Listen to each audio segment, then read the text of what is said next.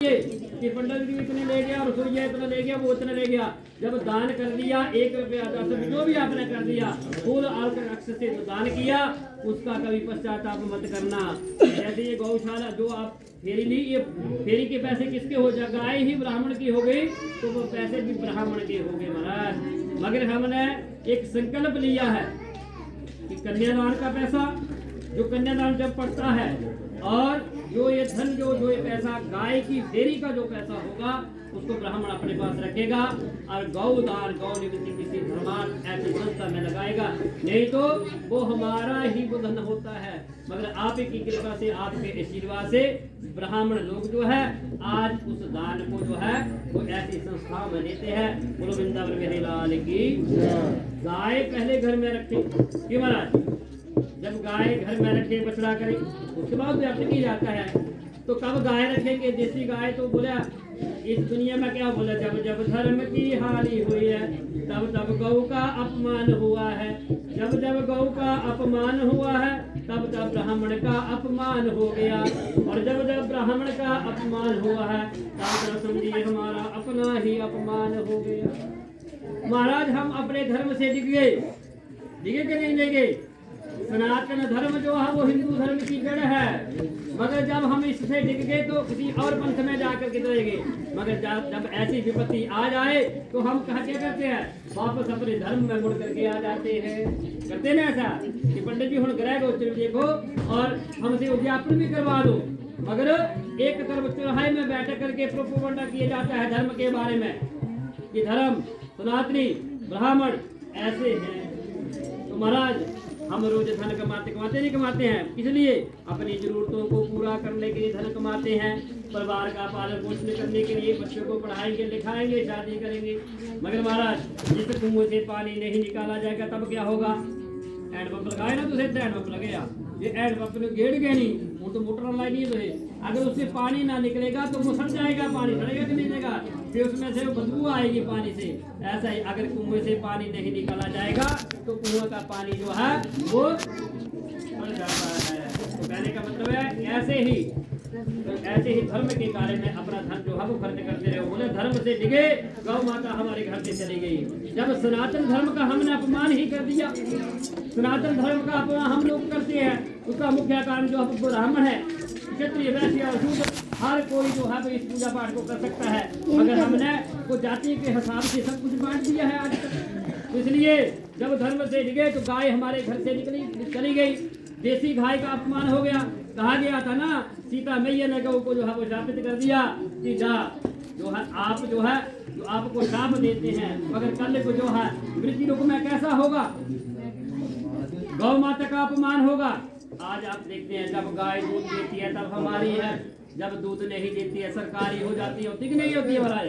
तब सरकार को खुद ही गाय को छोड़ देते हैं इधर और खुद ही रोड़ा रप्पा लगा देते हैं।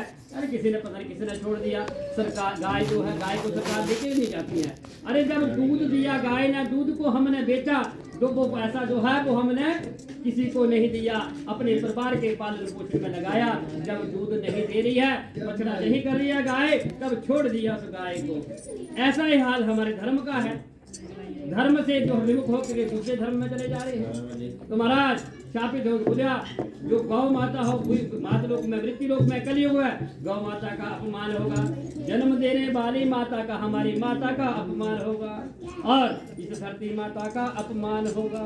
आप देखते हैं किसी को मत मानना, किसी के 4 बेटे हैं मगर हमने अपने माता पिता को बांट करके रख दिया, मगर वो माता पिता की इच्छा किस बेटे में, मगर उन सब का फर्ज है कि माता कहाँ रहती है पिता कहाँ रहते हैं। माता पिता जिस घर में बेटे के पास रहते हैं, बच्चे वहाँ जाकर के जब उन्होंने हमारा पालन पोषण किया है, जब उन्होंने सब कुछ हमारा सब हर तरह का काम किया है, मगर हमारी सेवा की है, सेवा की नहीं सबसे पहले, और जब मेवे की बारी आ गई तो बच्चे विमुख हो गए माता पिता से।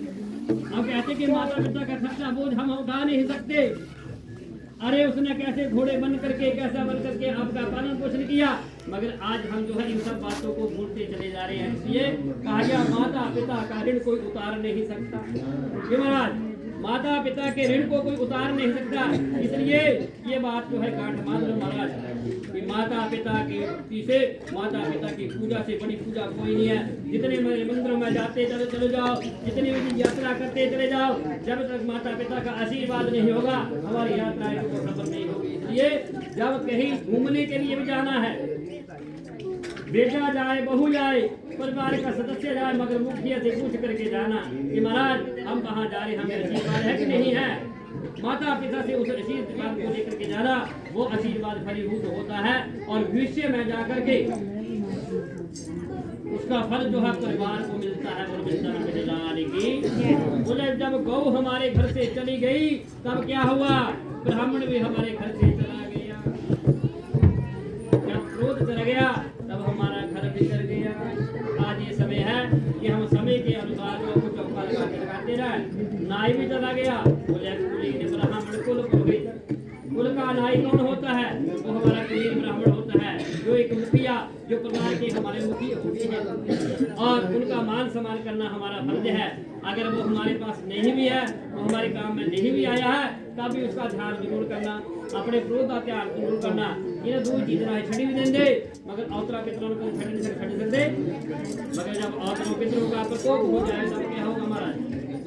पंडित जी के बाद देखते सबसे पहले कहते हैं पितरी दोष है आपके बच्चों की, पितरी दोष है आपको, इसका निवारण करवा लो, उसका मुख्य कारण हम हैं। इसलिए शुमाई में अपने पितरों का पूजन जरूर करें।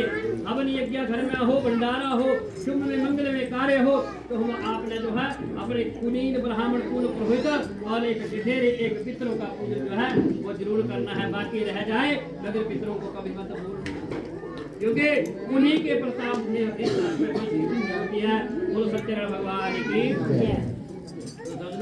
सहस्रार्थ 18 पुराणों का प्रसंग, ब्राह्मणों के मुखारबिंद से सत्यनारायण भगवान की कथा का प्रसंग, ब्राह्मणों के मुखारबिंद से और भागवताचार्य जी के मुखारबिंद से हम करते हैं। एक समय की बात है कि देवी शरण तीर्थ, वहाँ उस तीर्थ में 88,000 ऋषि मुनि एकत्रित होते हैं। भगवान का भजन कीर्तन करते करते उस तीर्थ में पहुंचे और जब वहाँ उस तीर्थ में पहुंचे तो बैठ करके उन्होंने भगवान की तपस्या की। तपस्या करने के बाद जो कुछ पाया तो 88,000 ऋषि ने आपस में बैठ करके विचार विमर्श किया। आपस में की मृत्यु का पुराण के देखा, अपने आत्मज्ञान के द्वारा देखा कि मृत्यु लोग के प्राणी बड़े ही दुखी हैं, मात लोग के प्राणी बड़े ही कष्टों में हैं। अब 88,000 ऋषि मुनि, देखो वो ऋषि मुनि व्रत तप करते हैं हमारे लिए, हम व्रत तप करते हैं अपने लिए, अपने परिवार के लिए, मगर उन महात्मा ने किस लिए व्रत किए थे, मात लोग के प्राणियों के कल्याण के लिए।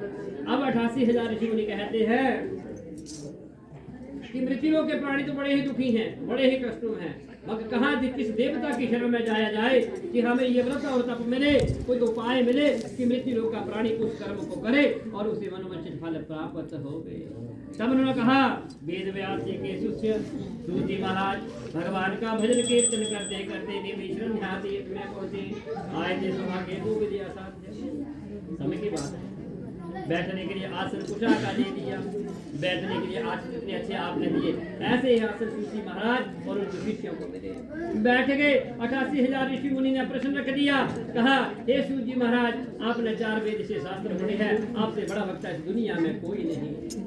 आप हमें बताओ कि मात लोग के प्राणियों का कल्याण कैसे होगा, कोई व्रत और तप आप हमें बता दो। और सूत जी महाराज क्या कहते हैं, मैं आपको वो बात बताऊंगा जो कि एक समय नारद ने लक्ष्मीपति नारायण भगवान से पूछी थी। मृत्यु लोक का प्राणी कैसा होगा, मन चंचल होगा, बैठा कहीं होगा, ढाल कहीं और होगा।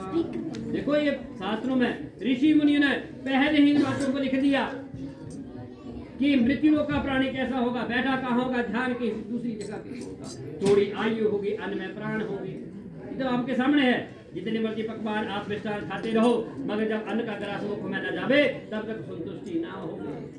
अब सूत जी महाराज कह रहे हैं कि एक समय की बात है, नारद अनेक लोगों का भ्रमण करते करते कहाँ पहुंच गए, मृत्यु लोक क्या देखा, समस्त प्राणी अनेक योनि में उत्पन्न हुए, अपने किए पाप कर्म द्वारा क्लेशित हो रहे हैं। देखो महाराज सब बैठे हैं यहाँ पर, हर किसी का अपना कर्म है। तभी तो कहा गया, मेरे मालिक की दुकान पे सब लोगों का खाता है, जैसा कर्म करेगा वैसा ही फल पाता है। कर्मों का फल जो है मनुष्य भोग करके जाता है। पूर्व संकल्पितम, पूर्व जन्म में अच्छा कर्म किया, आज इस जो है चोले को भोग रहे। मगर सज्जनों, आज जो है भागवत आचार्य की जो आज जो है इन ग्रंथों के माध्यम से हमें प्रसंग मिलता है कि ऐसा धर्म का कार्य, ऐसे पूजा पाठ करके जो है अच्छा कर्म करे, ताकि आगे जा करके ये मनुष्य का चोला ना मिले, वो और जो है जन्म और मरण के बंधन से छुटकारा मिल जाए। तो सज्जनों, इसी तरह से जो है नारद ने क्या देखा, मृत्यु लोक के प्राणी बड़े ही दुखी हैं, बड़े ही कष्टों में हैं, इनका दुख रोग दरिद्रता कैसे दूर हो, मनोमन फल कैसे प्राप्त हो, कहाँ जाए कहाँ चलेंगे, विष्णु लोक में चलेंगे। क्या देखा, भगवान अपनी शैया के ऊपर विराजमान, माता लक्ष्मी के पैरों को दबा रही है। भगवान का गोर रंग है, 4 भुजाएं हैं, एक में सुदर्शन चक्र, एक में गदा, एक में पदा, पद्म जो है वन के फूलों की माला से दिव्य स्नान सुशोभित है। बोले ऐसा मनमोहक दृश्य देखा, भगवान का गुणगान हुआ, बोल भगवान की जय। भजमन नारायण नारायण।